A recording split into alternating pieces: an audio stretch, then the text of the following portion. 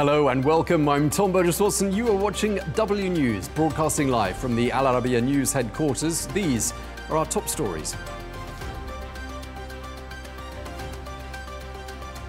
Tonight, the Middle East stands on the brink of further conflict after a missile barrage from Iran targeting Israel. Israeli forces look set to retaliate. We'll have all the latest in just a moment from Tel Aviv.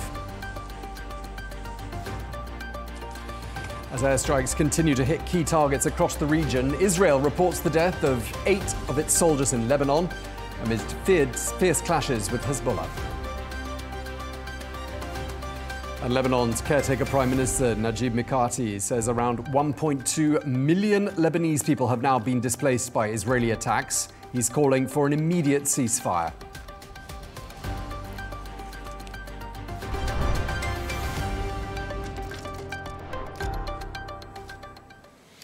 Welcome. Tensions in the Middle East have reached new heights as Israeli officials have pledged to respond following the barrage of ballistic missile strikes launched by Iran on Tuesday.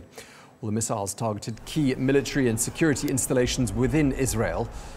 Well, according to the Iranian authorities, these strikes were a direct response to recent Israeli military actions in Gaza and Lebanon, as well as the killings of senior leaders from Hamas, Hezbollah and the Islamic Revolutionary Guard Corps. Well, Iran has issued a stark warning cautioning Israel against any form of retaliation. In southern Lebanon, Hezbollah has reported clashes with Israeli forces on the town of Odeise, claiming that they inflicted significant losses and forced Israeli troops to retreat. Well, Israel says 8 of its soldiers were killed. Well, as the hostilities persist amidst these ongoing Israeli strikes across Lebanon, the Israeli military has ordered additional evacuations in the southern suburbs of Beirut. We'll get the very latest from Tel Aviv in just a moment. When we do, we will.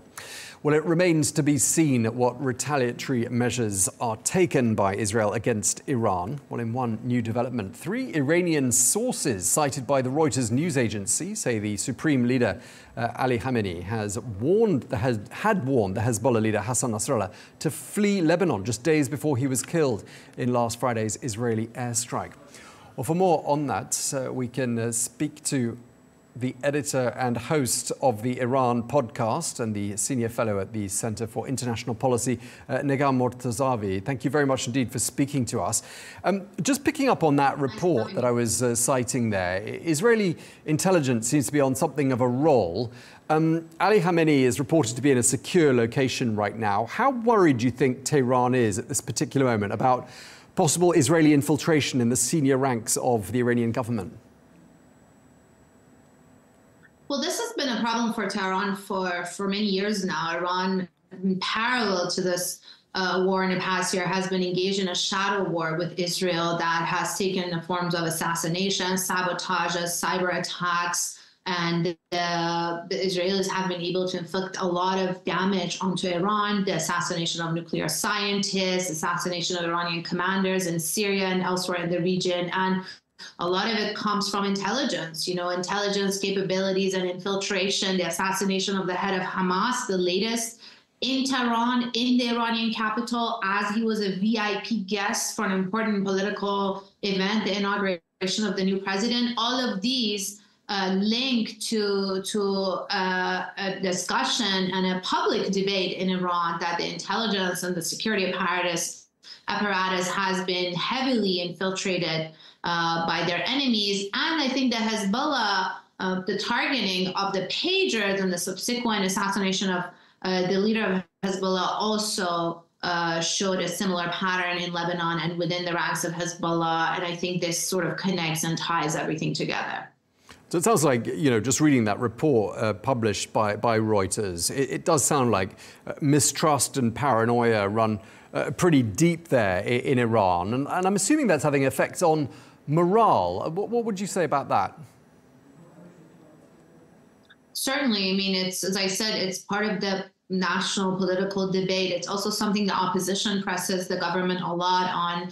The paranoia does reflect in how they repress and try to silence and treat the opposition. Any form of criticism is labeled as treason. A lot of people get arrested for potential or alleged spies to Israel or potentially serving as spies, which later turns out they weren't, or the accusations were false. And sort of this paranoia has been overshadowing the entire political structure of the country, how they view their own ranks, their own different factions, and the opposition inside and outside the country, and also the incapacity or incapability, the lack of capability of Iran to crack down on these real infiltrations in the intelligence apparatus and to be able to protect its own sovereignty and security. I mean, the Israelis have been able to inflict a lot of pain and embarrassment on the Iranians through these sabotages and attacks over the years. Yeah, and that report talks about arrests, a purge, a lot of people being questioned. You know, why were they going to Lebanon? Why did they ask questions about the whereabouts of Hassan Nasrallah? So lots of ideas coming out from that report. I just want to ask you about last night's attack by Iran on Israel. Around 180 missiles were fired at Israel. Very few actually got through. I mean, what's your interpretation of that? Do you think Iran actually wanted to inflict casualties, or was this just a display to show hardliners in a domestic audience that Iran was doing something? I think this is the best way of explaining this was a warning shot. This was a second and more direct warning shot from Iran to Israel. The first one came in April when Israel attacked the Iranian consulate in Syria, and the Iranians saw that as a crossing of a red line that existed before. And essentially they shot that warning shot in April, again with very minimal damage and casualties, but to show their capabilities of their missiles and their arsenal, and also more important than the capability, the will to say essentially, you know, we're not afraid of picking up this fight, because that has been Iran's slogan all along, coming from the supreme leader from the top all the way, suggesting that they don't want war, but they're also not afraid of war. So I think the warning shot back in April and the similar one now here, the messaging Iran is trying to convey is that this is a warning and they're willing to take it to the next level, but at the same time, coupling that with messaging from the Iranian president and others saying we don't want war and we want stability, and obviously tying it to the ceasefire in Gaza, which has been their demand and their allies since the beginning of the war. Israel, United States sound like they're gearing up to hit back. And what might they do? What sort of options do you think are on the table for the Israelis?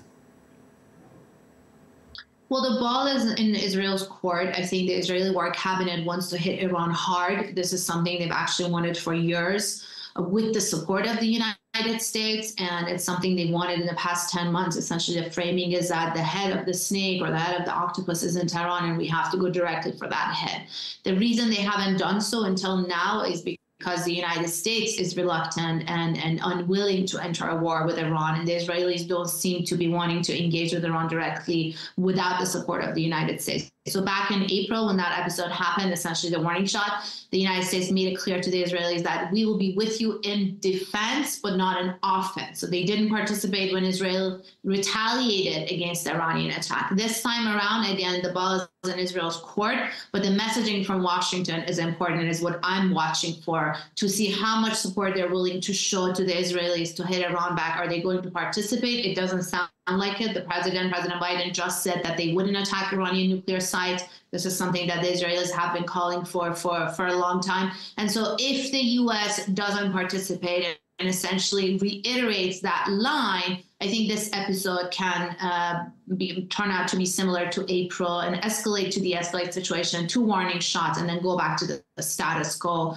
But it also is a crossroad with the potential to escalate into a whole new level in this war. And the key decision maker right now is the United States.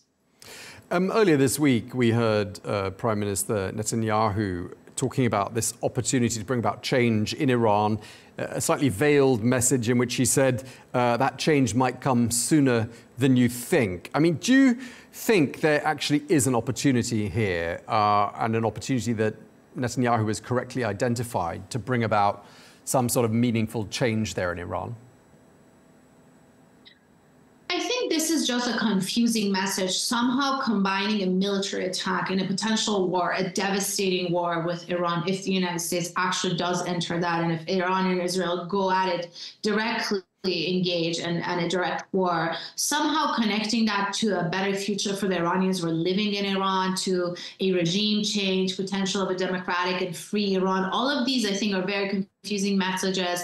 And it's something that the Israelis have been trying to communicate, to put out in Farsi and Persian for Persian audiences. But I don't think that's how the people who live in these regions see it. I mean, look at Afghanistan, look at Iraq, look at these devastating, endless wars who did have these messages of democracy, of nation building, and they just failed in that kind of result. I don't think anything like that, anything good like that can come out of a war and military attack or invasion of Iran. It will just be more destruction, more devastation, and not just for Iranians, but many other civilians who live in the region. It would just be devastating.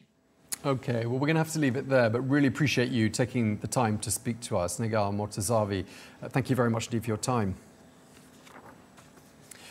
The UK has confirmed its defence forces were involved in the response to Iran's missile attack on Israel. Well, it comes as the UK continues to work on contingency plans for a further regional escalation. Well, Al Arabiya News correspondent Ollie Barrett sent us this update from London. Well, the UK has confirmed that it did take part in efforts to defend Israel from Iran's attack. Initially, we heard from the UK Defence Secretary, John Healey, who talked about UK forces having played their part in the response to Iran's attack. We've since had some further detail from the UK's Ministry of Defence, which says that 2 Royal Air Force Typhoon fighter jets and a Voyager air-to-air refuelling tanker, again using this language, played their part in attempts to prevent further escalation in the Middle East. The statement from the Ministry of Defence says that due to the nature of this attack, they did not engage any targets, but played an important part in what the MOD, the Ministry of Defence, describes as wider deterrence and efforts to prevent further escalation. Back in April, UK jets were involved in shooting down some of the drones which were being directed at Israel by Iran, but this time around the attack used ballistic missiles, and it's understood that that is why this was a different form of response in terms of helping Israel defend itself from Iran's attack. Now, John Healey, the UK Defence Secretary, has been in Cyprus on Wednesday. He's been there to thank some of the personnel that were involved in coming to help Israel with its defence, but also to look at ongoing preparations for the potential need for a military-backed evacuation of British citizens from Lebanon, if that is required. The UK Foreign Secretary, David Lammy, has confirmed that the first chartered flight organised by the British government to remove some British nationals from Lebanon back to the UK has left on Wednesday, but he says that there will be another flight on Thursday and more in the days to come. That said, David Lammy is again, as is the UK Prime Minister Keir Starmer, urging Britons who are in Lebanon to leave Lebanon, in their words, immediately, particularly while commercial flight options are still available. Also on Wednesday, Keir Starmer, the UK Prime Minister, has been discussing the crisis in the Middle East in Brussels with the European Commission Chief Ursula von der Leyen.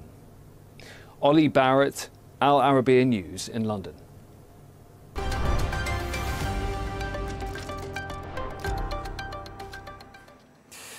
Well, for more analysis, I'm joined now by retired Major General Jonathan Shaw, a former Assistant Chief of Defence Staff for International Security Policy at the Ministry of Defence and a former UK Director Special Forces between 2006 and 2009. Thank you so much for speaking to us, Major General. The UK lent a hand to Israel last night, we understand. What form of assistance did that take? And does it, do you think, risk drawing the UK in should this become a broader regional conflict? Yeah, you make an interesting distinction. I think the role that British forces played last night, by all accounts, was the same as back in April. It was a defensive role in helping Israel defend itself. That is more justifiable. Whether it would be justifiable, whether it would be sensible for us to take part in any offensive action into Iran, I'm highly dubious. My problem with the whole fighting that's taking place at the moment is it seems like fighting for fighting's sake. There doesn't seem to be any political end state in prospect, and therefore it's just fighting to create a barren desert, and that really worries me, because what you end up with then is just destruction and death, but no political end state, no prospect of peace. It sounds to me like you don't think that Prime Minister Benjamin Netanyahu has got a particular strategy here. I don't know. I'm with those many people in Israel. I know people like ex-leaders of Shin Bet who've been very vocal about this, talking about how it worries them that the end state just seems to be more death and destruction, as if that is an end in itself. And if there's a precedent here, it's President Sadat Sr.'s massacre in Hama in 1982. When he was faced with the rising by a Muslim Brotherhood, and he went in and wiped out something like 40,000 people and displaced another 100,000. And that President Assad, you mean? The President Assad, sorry, Assad. You're quite right. Yes. And it worries me. It worries me when I look at Gaza that the statements from various IDF people saying, right, we've done Gaza now, let's move on to Lebanon. And before they've even really got involved in Lebanon, they're starting to attack Iran. So, I mean, I think we're on a horrible escalation here, and I cannot see the political end to this. And without a political end to it, what you end up with is a giant frozen conflict. Held in place by sort of mutual fear and force of arms. What you don't end up with is true peace, which is a stable situation where all sides can work together. We're hearing from Israel's military chief Herzi Halevi that his country is poised to strike back against Iran. I just wondered what sort of ideas Israel, well, this is pure speculation obviously, but what sort of things are on the table, do you think, here as far as Israel is concerned? Well, I think Israel, it's no secret that Israel's been itching to have a strike at Iran for many years. There have been people there that have been planning it for years. And I suspect their particular objective is to take on the nuclear facilities if they can, because that must be the thing that is worrying them more than anything. Israel is a very small place, has a very small population, has a very small landmass, and is incredibly vulnerable to a couple of nuclear weapons. Iran is a much, much bigger target array. It's a much bigger country, much bigger population. It's therefore much more durable, probably, if there came to all out slugging match. So I think it would be the nuclear facility. The trouble is, I don't believe that Israel wants to take on Iran on its own.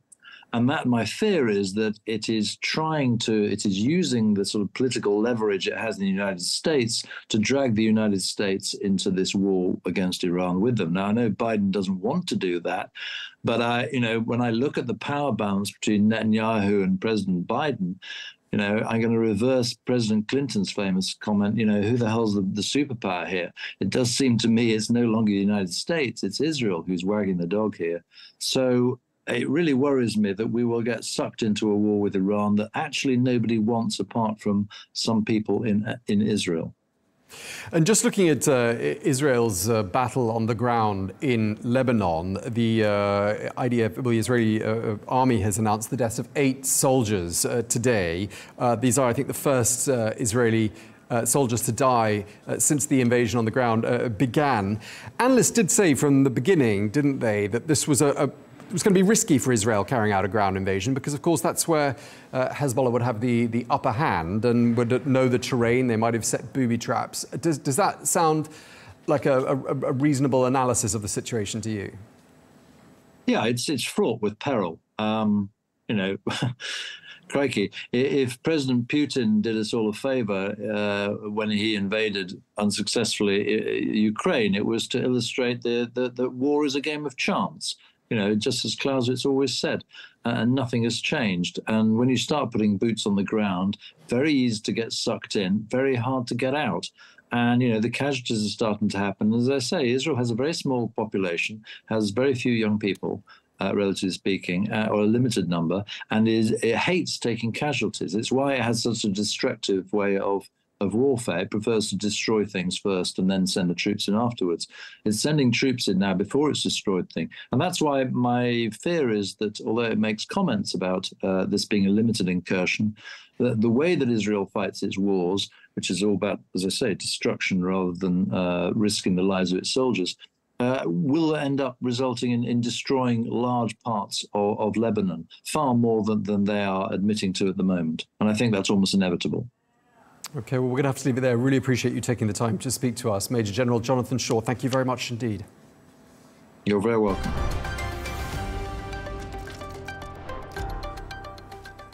Well, for more on this escalating conflict, let's cross to Tel Aviv and we can speak to our correspondent there, Trent Murray. Trent, when we spoke this time yesterday, you'd just emerged from a bomb shelter. Iran had just fired about 180 projectiles at Israel. Just tell us, 24 hours later, what we know about the scale of the damage from that Iranian attack.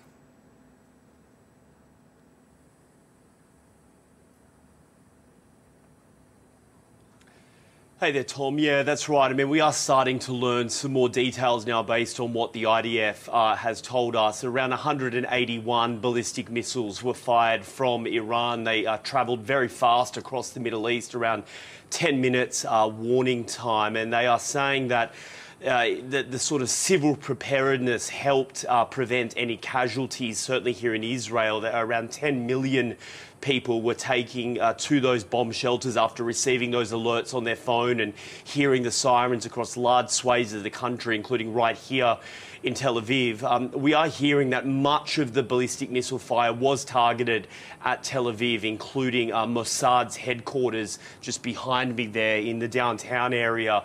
But they are saying that the Israeli air defense system largely was able to hold up and prevent any sort of major damage, alongside support from the US. 2 warships parked off the coast here were able to jump in and also assist.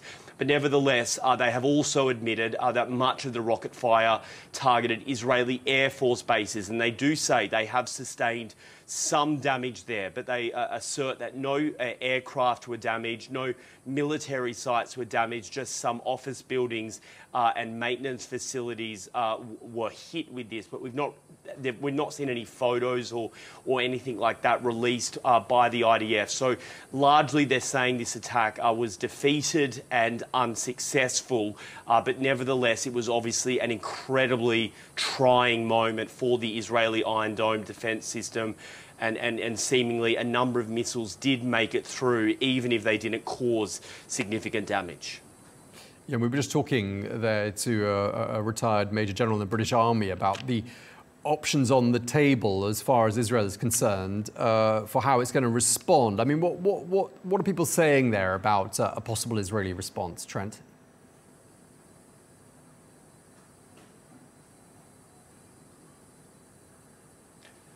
Well, what we know is that Benjamin Netanyahu was meeting today with both intelligence and military chiefs at the Defence Ministry as part of a security cabinet meeting. And Israeli media is reporting that they were essentially charting next steps and running through some of those options. Now, obviously, understandably, they're not telegraphing what that may be, other than saying that a retaliation is coming and that it will be swift and strong, and that Iran made a, quote, grave mistake. Benjamin Netanyahu's words there. Now, some of the Israeli media are reporting that one option that is being leaned towards is trying to target Iran's oil and gas rigs as a way to try and really hurt it economically. We, of course, know Iran is under international sanctions. It relies on that oil revenue in order to try and power its economy. And so the Israelis are potentially looking at that. Of course, these are just some reports, but that's what seems to be being briefed right now. But it's also being briefed the fact that there is an understanding here that if they do go after some of those crucial sites or even consider looking at the nuclear facilities, that there will be a retaliation from Iran. And the next question is, will it be bigger than what we saw before, and can the air defense system hold up against it? Yeah, and Trent, just quickly, I just wanted to ask you one last question about why the Israeli Foreign Ministry decided to declare the UN Secretary General Antonio Guterres persona non grata. That's very unusual, isn't it?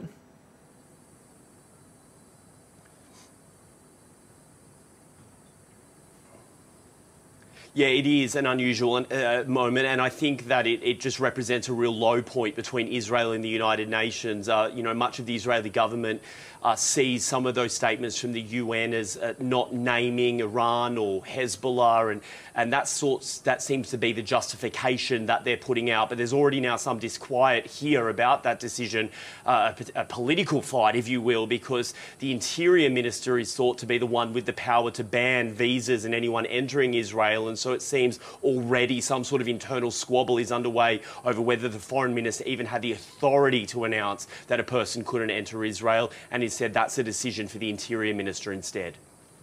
All right, Trent Murray in Tel Aviv, thank you very much indeed for bringing us up to speed.